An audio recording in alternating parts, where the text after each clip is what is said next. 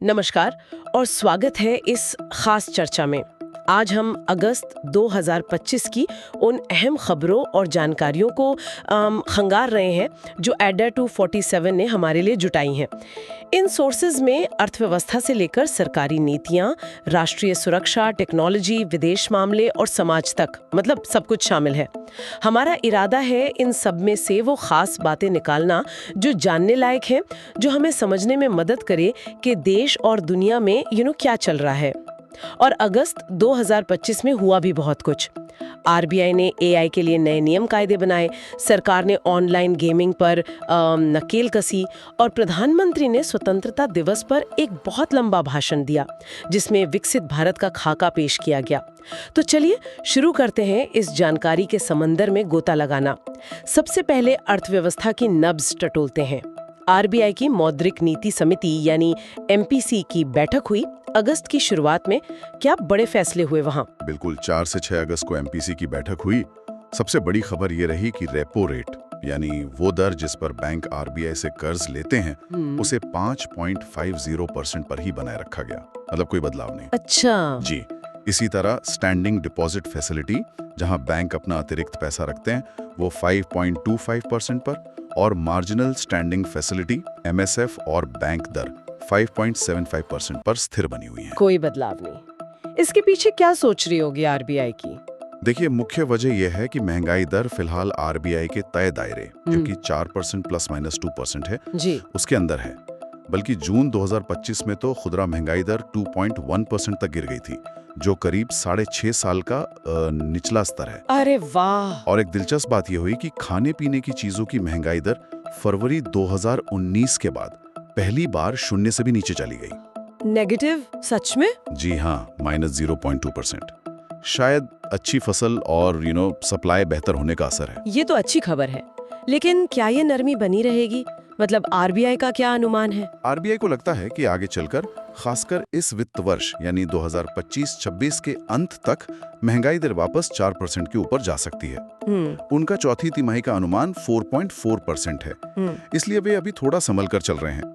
साथ ही विकास दर का अनुमान इस साल के लिए 6.5% पर ही रखा गया है। आरबीआई ने पहले जो ब्याज दरों में 1% यानी 100 बेसिस पॉइंट्स की कटौती की थी ना, वो उसके पूरे असर का इंतजार करना चाहते हैं।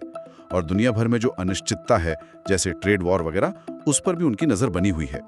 अगली बैठक सितंबर अंत में होगी, तब शायद तस्वीर और साफ हो। आपने व्यापार तनाव का जिक्र किया।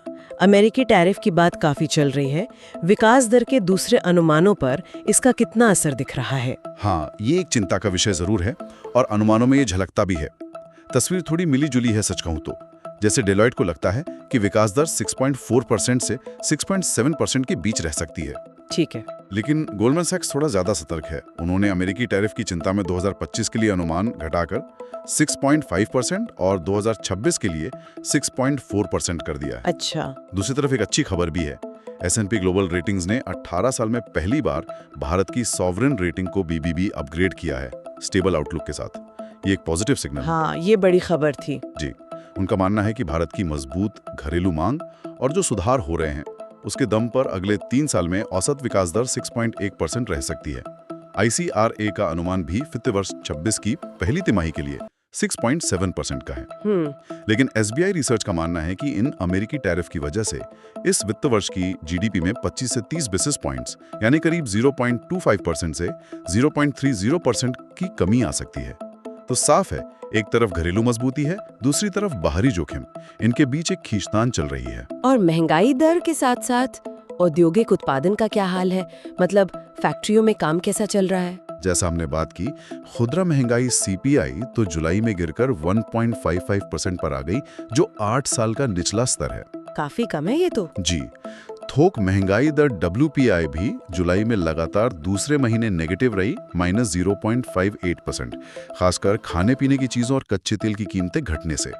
जहां तक फैक्ट्रियों में उत्पादन का सवाल है, IIP यानी औद्योगिक उत्पादन सूचकांक जुलाई में 3.5% बढ़ा। इसमें मैन्युफैक्चरिंग सेक्टर का बड़ा हाथ रहा, 5.4% की वृद्धि हुई। अच्छा।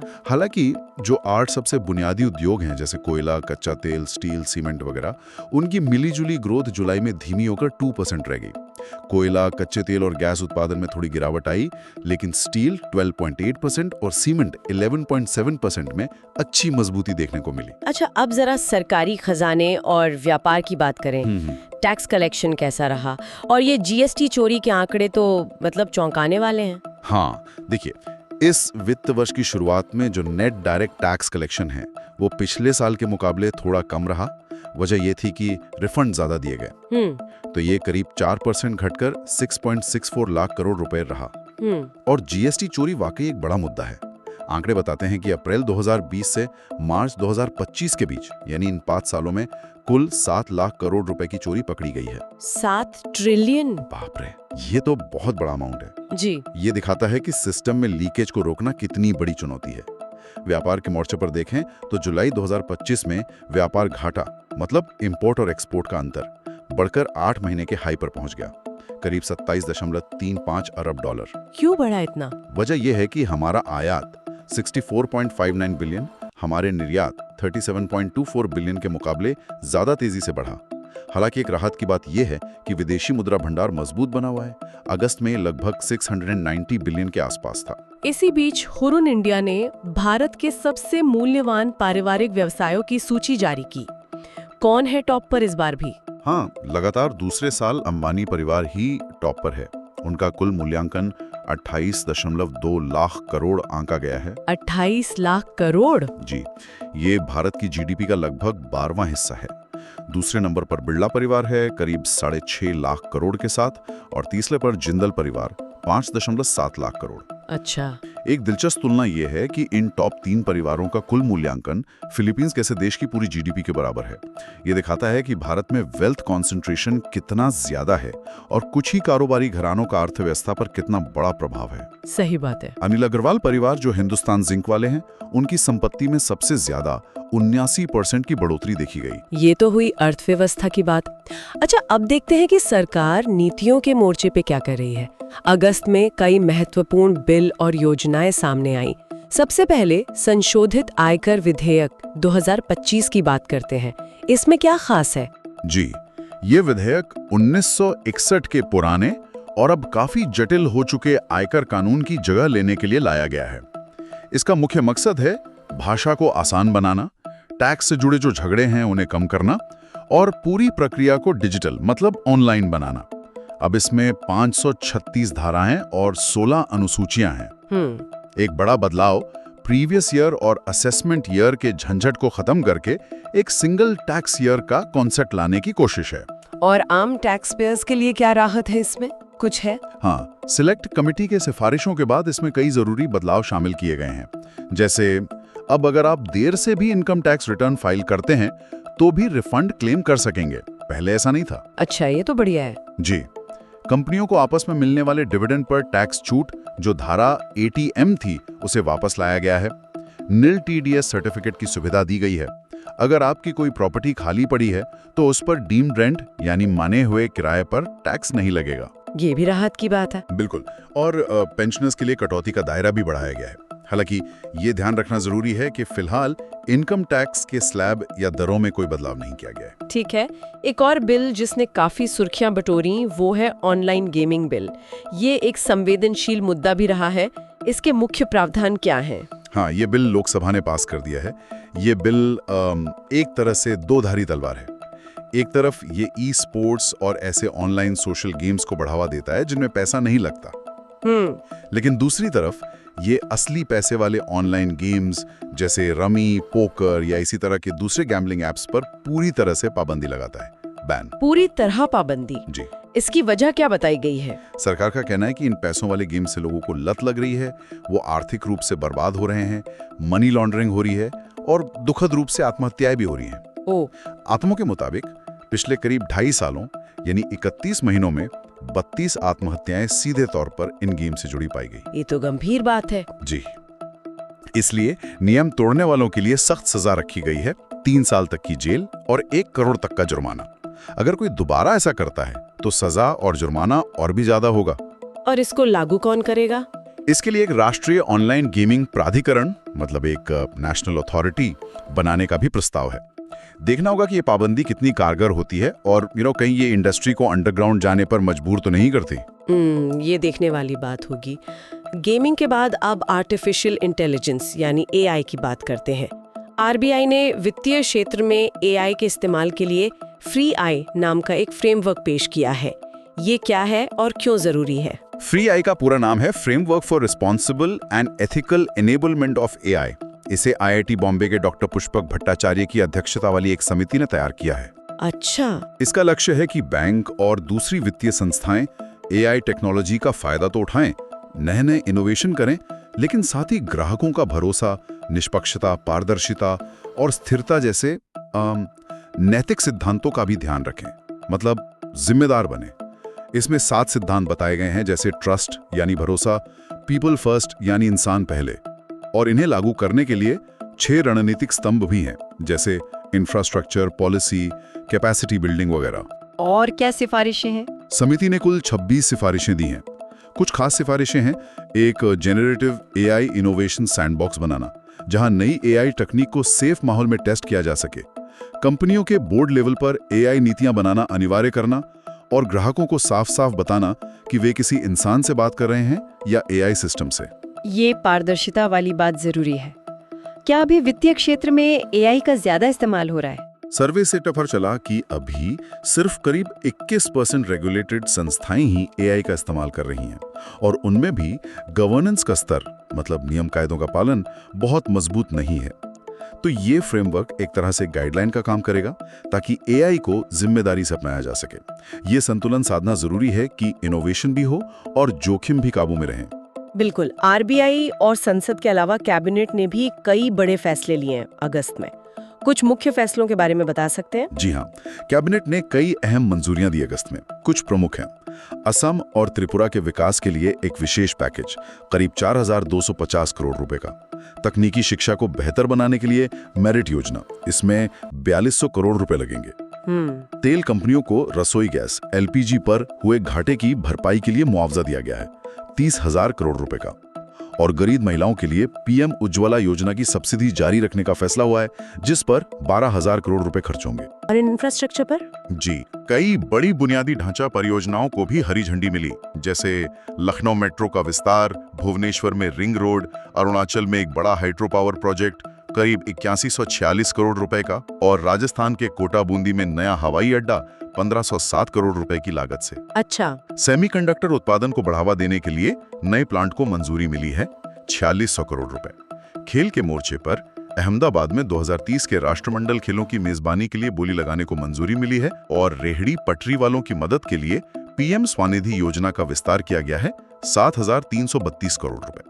ये फैसले दिखाते हैं कि सरकार का फोकस इंफ्रास्ट्रक्चर, सामाजिक कल्याण और रणनीतिक क्षेत्रों पर बना हुआ है। और हाँ, प्रधानमंत्री का स्वतंत्रता दिवस भाषण भी काफी चर्चा में रहा, खासकर अपनी लंबाई को लेकर।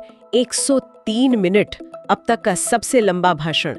इसके मुख्य संदेश क्या थे? बिल्कुल, भाषण ऐतिहासिक रूप से लंबा था और इसका मुख्य फोकस विकसित भारत 2047 के विजन पर था। प्रधानमंत्री ने आत्मनिर्भर भारत पर बहुत जोर दिया, खासकर रक्षा और प्रौद्योगिकी के क्षेत्र में। हाँ, ये थीम तो बार बार आ रही है। जी, उन्होंने रक्षा में आत्मनिर्भरता के प्रतीक के तौर पर ऑपरेशन सिंदूर का जिक्र किया, जिसकी बात हम शायद आगे करेंगे। टेक्नोलॉजी में उन्होंने घोषणा की कि 2025 में भारत अपना पहला made in India semiconductor chip जारी करेगा, और एक बड़ी बात, निजी क्षेत्र के लिए परमाणु ऊर्जा का दरवाजा भी खोला जाएगा। अच्छा, प्राइवेट सेक्टर न्यूक्लियर एनर्जी में, ये तो बड़ा कदम है। जी, ऊर्जा स्वतंत्रता पर भी काफी जोर था। महत्वपूर्ण खनिजों के लिए मिशन, गहरे समुद्र में तेल गैस की खोज और 50% स्वच्छ ऊर्जा का लक्ष्य समय से पहले हासिल करने की बात कही गई।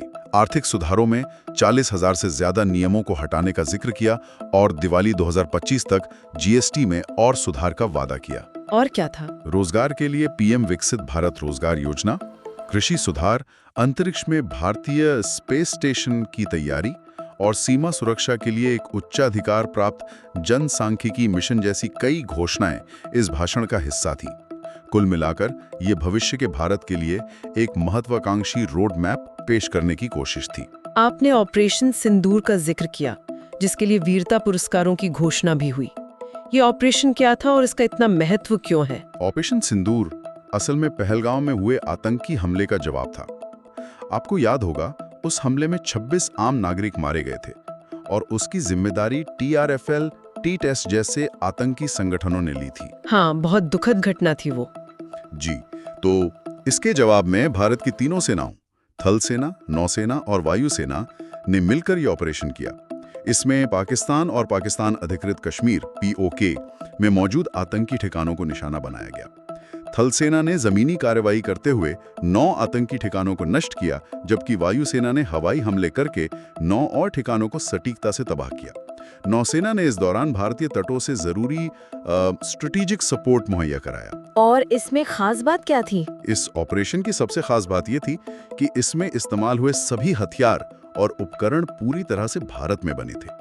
ये आत्मनिर्भर भारत अभियान का एक बड़ा प्रदर्शन था, खासकर रक्षा क्षेत्र में। अच्छा, इसलिए इसका इतना जिक्र हुआ और साहसिक ऑपरेशन के लिए सम्मान भी दिए गए। हाँ, इस मिशन में शामिल कई अधिकारियों और जवानों को उनकी वीरता और सेवा के लिए सम्मानित किया गया। इनमें सर्वोच्च युद्ध सेवा पदक SYSM पाने वाले 4 वरिष्ठ अधिकारी शामिल थे। एयर मार्शल तिवारी, मिश्रा, भारती और vice admiral SJ Singh. Vice admiral Tarun Sobti को उत्तम युद्ध सेवा पदक दिया गया। 13 वायुसेना अधिकारियों को युद्ध सेवा पदक मिला। 4 अधिकारियों को वीर चक्र से सम्मानित किया गया, जिनमें ग्रुप कैप्टन रंजीत सिंह सिद्धू प्रमुख हैं, और 26 अधिकारियों को वायुसेना पदक VM दिया गया। बहुत खूब। ये पुरस्कार न केवल व्यक्तिगत बहादुरी का सम्मान है, बल्कि ये भारत की जवाबी कार्रवाई की क्षमता और बढ़ती रक्षा आत्मनिर्भरता को भी दर्शाते हैं। रक्षा क्षेत्र में ये आत्मनिर्भरता की गूंज काफी तेज सुनाई दे रही है।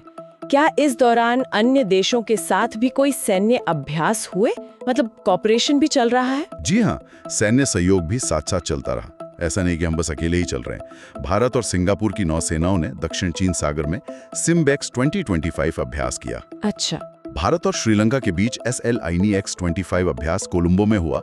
सीमा सुरक्षा बल BSF ने राजस्थान से लगी सीमा पर निगरानी बढ़ाने के लिए ऑपरेशन अलर्ट चलाया, और भारत ने मिस्र में आयोजित बहुराष्ट्रीय अभ्यास एक्सरसाइज ब्राइट स्टार 2025 में भी हिस्सा लिया। ये अभ्यास दिखाते हैं कि भारत अपनी क्षमताओं को बढ़ाने के साथ साथ मित्र देशों के साथ तालमेल बनाए रखने पर भी ध्यान दे रहा है। ठीक है, घरेलू मोर्चे से हटकर अब जरा अंतर्राष्ट्रीय पटल पर नजर डालें। प्रधानमंत्री की जापान यात्रा काफी अहम मानी जा रही थी।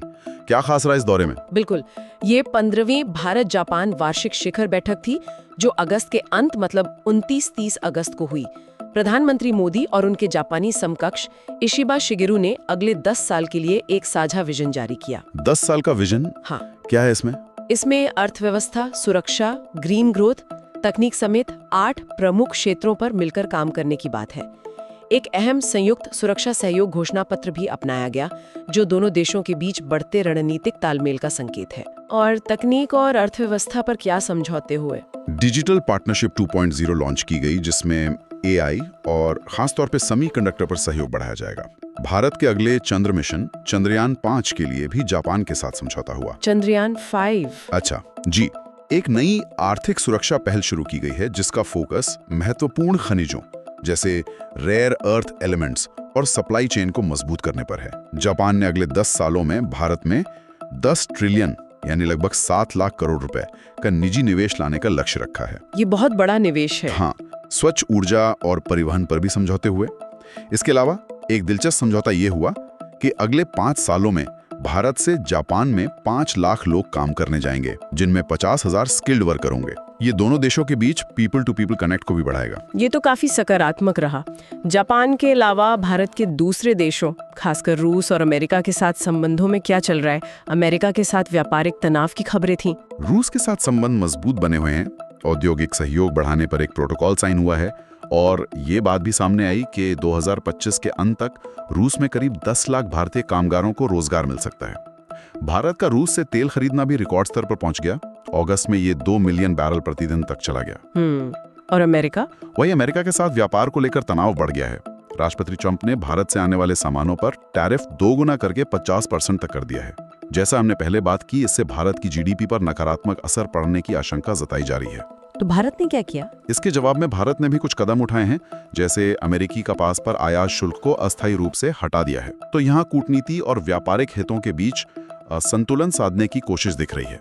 अन्य देशों की बात करें तो फिलीपींस भारत से ज्यादा खाद्य सामग्री मतलब खाने पीने की चीजें खरीदने पर राजी हुआ है।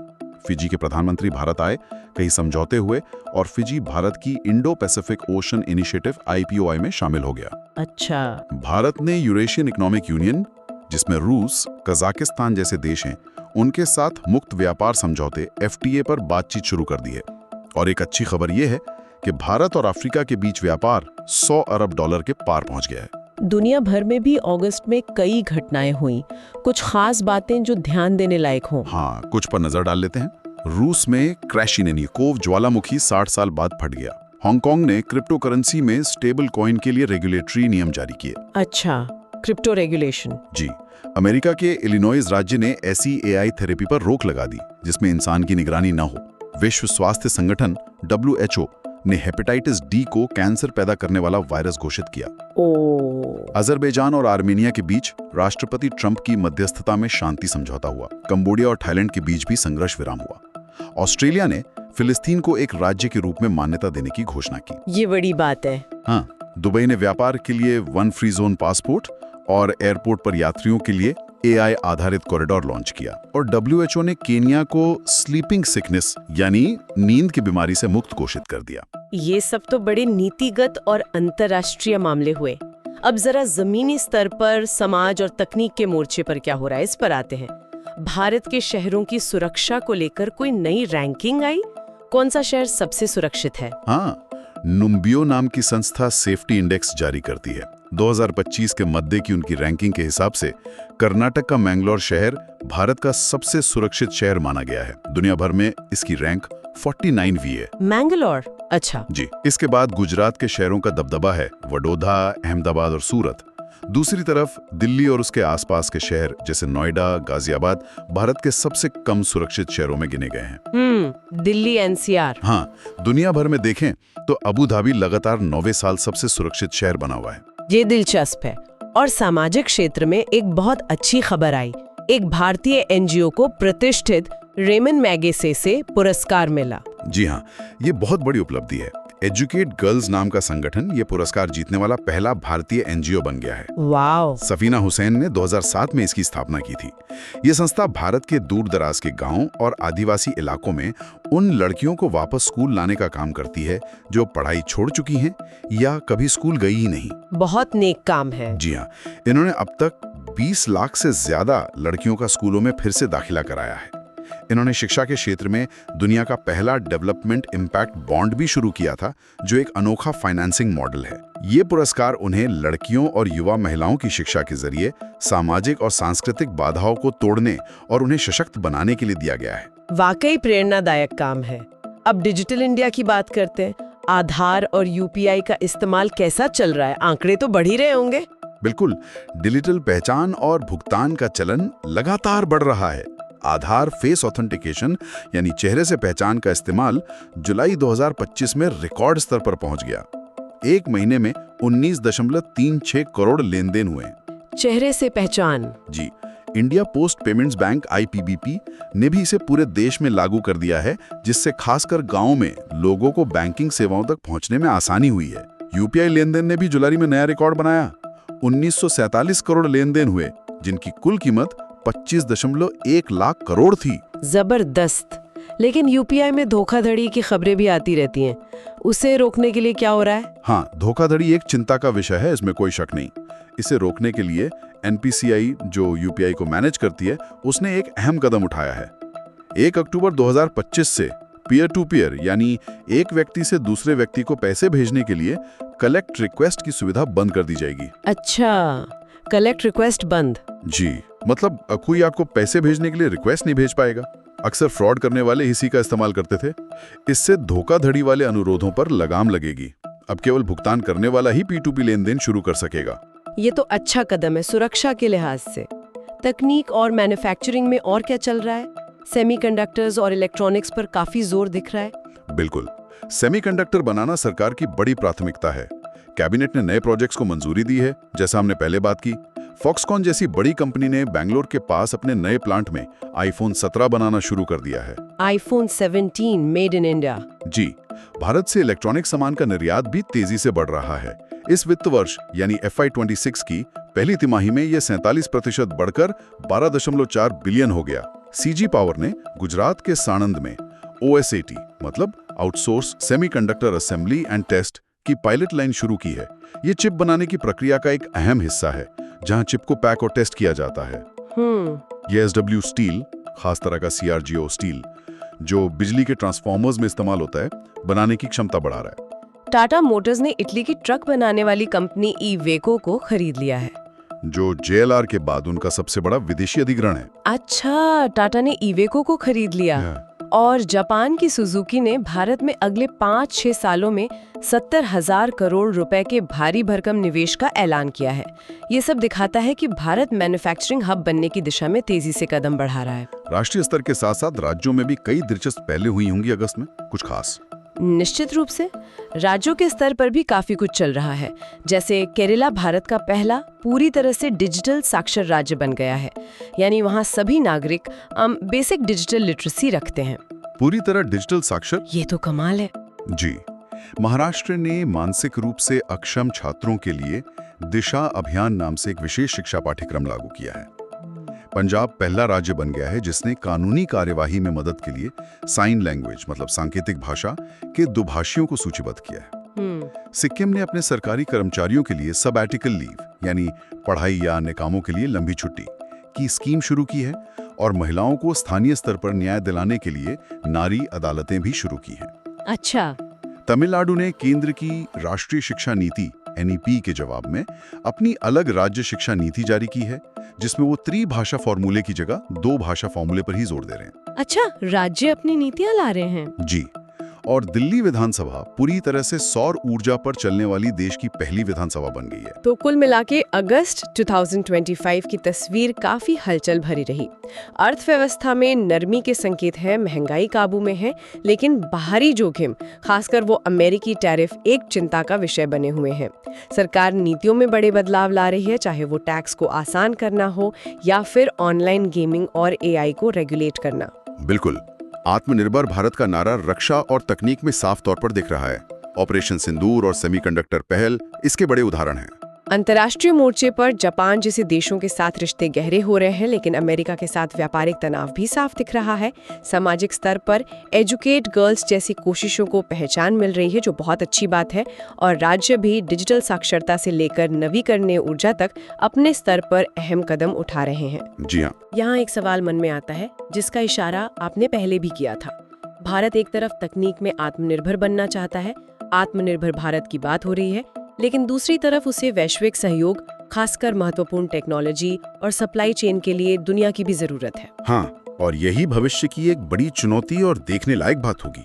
भारत अपनी इस आत्मनिर्भर बनने की महत्वाकांक्षा और दुनिया के साथ जुड़े रहने की जरूरत के बीच संतुलन कैसे बनाएगा? ये एक बहुत ही महीन रेखा है। सही कहा। खासकर तब जब व्यापारिक तनाव बढ़ रहे हों और AI जैसी तकनीक के नैतिक सवाल भी सामने हों। ये संतुलन साधना आसान नहीं होगा और आने वाले समय में भारत के नीति निर्माताओं के सामने यही बड़ा प्रश्न होगा कि इस संतुलन को कैसे साधा जाए। निश्चित रूप से ये एक विचारणीय प्रश्न है। इस गहरी और विस्तृत चर्चा के लिए आपका बहुत बहुत धन्यवाद।